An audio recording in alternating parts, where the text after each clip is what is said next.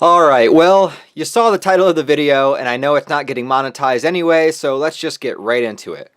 Hisoka Moro, one of the most intriguing and encompassing characters in Hunter x Hunter, and also in all of manga, I dare say. Someone that's just overflowing with so much, character. One thing that's always kept people curious about him is the depiction of, yes, his sexuality. Now, dealing with the shonen genre in anime and manga, sexuality is not something that comes up very often. I mean, sure, we have love stories and characters hooking up on occasion, but to explore and showcase such bizarre fetishes such as Hisoka's is all but unheard of. I think it just adds to the confusion and creepiness of it all. We aren't here to kink shame, but we are here to take a little bit of a deeper look into what Togashi is trying to imply with Hisoka's interests, as well as dispelling some major misconceptions. Hisoka in general has some very signature defining traits. The most obvious is his appearance. He considers himself a magician and dresses in a flamboyant way to showcase this. He's a trickster, a manipulator, and a liar, and finds joy in all of these traits. He purposely paints his face and puts his hair up to add to his performance, and that's pretty much what it is. He is embracing and playing up the character that he has designed himself to be. Everything for him is a show and a performance. It's an event. He literally puts on a uniform to fully project this point.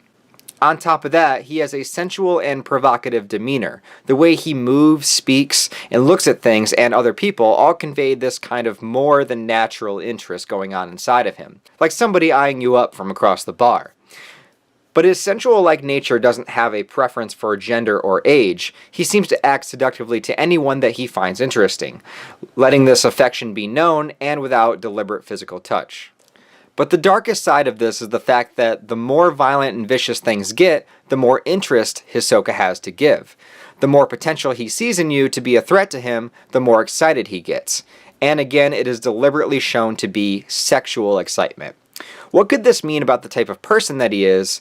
And so through a bit of research, there isn't a specific term to represent the sexuality by being turned on by fighting, at least in the way that Hisoka is, but there is a few that are similar and ones that exist in real life that could accurately represent Hisoka in a way. First and foremost, there is a type of homicide that is classified under a lust murder. In this instance, the killer gets sexual satisfaction from killing another person. Now, Hisoka does experience this, but he doesn't get his sexual eagerness from the killing itself. The killing is a result of the battle that he would have, and it's more so the battle itself that causes his blood flow to go in all the right directions. But should the fight be worthy in his eyes and the eventual victory resulting in a murder, it would fit the scenario.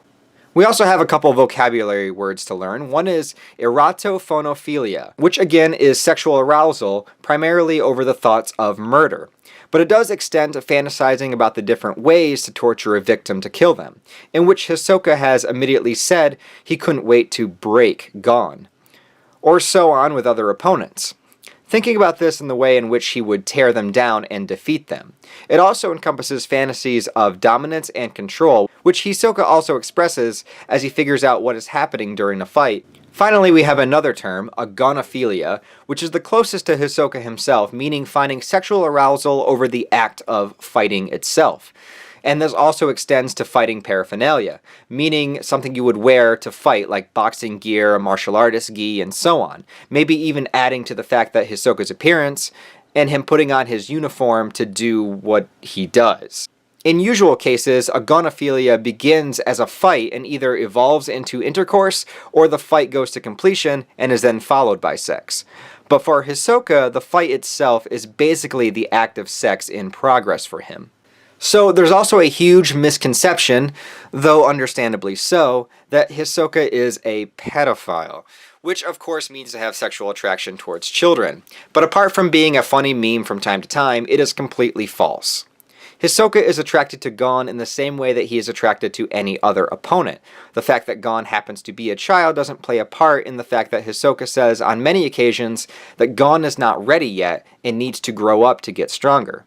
You could say that Hisoka wants to groom Gon, but in this case the grooming is meant to inspire Gon to become a better fighter and nothing to do with actual intercourse. That and the fact that there is no actual sex involved with anything that Hisoka does around fighting, his arousal and climax are all confined within the fight itself. And yes, I'm saying this with a straight face, I know, but it actually is really fascinating to me because this kind of character is so rare, and it's such an intriguing aspect that most writers would not dare delve into. So, Hisoka does act just as sensual and provocative with Gon and Killua, and yes, we have that creepy looking at their butt scene, and that scene is played up more for humor and the fact that the boys are already creeped out by Hisoka beforehand, and it's something to exacerbate and keep them on edge. There's nothing about the fact that they are little boys that draws Hisoka in. He is interested in their potential.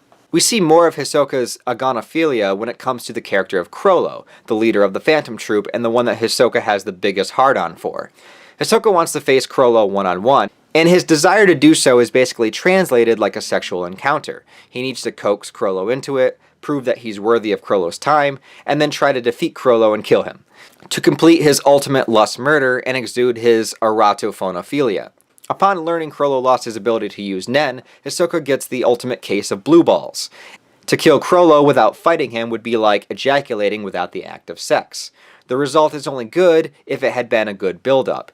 As any good man knows, it's about a lot more than just coming, and if you don't understand that yet, well, take a clue from Hisoka. He did everything he could to get Chrollo's powers back just so that he could fight him, and during his humiliating defeat, Hisoka still found joy in the fact and basically orgasmed all over himself in the process. The only problem here is that Hisoka has a dominance fetish too to go on top of all this. He needs to be the winner, the top, if you will. So after his defeat, it set him into a new character development that we haven't seen much of yet, but it would equate to Hisoka's hoe phase. So instead of a good build-up and an equal fight, he just wants to kill, and the results of that have yet to be seen. Since Hisoka's attraction is about potential and power, gender also does not play a part. He has actively shown interest in both men and women, and he has flirted with and spared the life of the Phantom Troop member Machi, whom he seems to have an affection for, perhaps even beyond his usual, as he hasn't directly challenged her to any battles. Hisoka remains one of the most interesting and complex characters in Hunter x Hunter, and he's kept at enough of a distance that every little thing we learn about him gives us just a tiny glimpse into what's happening inside of his sadistic mind. Yes, he is sadistic, gleeful, and a murderer, but he has a compelling persona, and he has drawn many people to gravitate towards him. Maybe he has bungee gummed all of our hearts, and we just cannot let him go. Whatever the case, I hope you enjoyed this little insight into the ideas about Hisoka's sex drive. Let me know what you think about it, and I'll just leave you with this.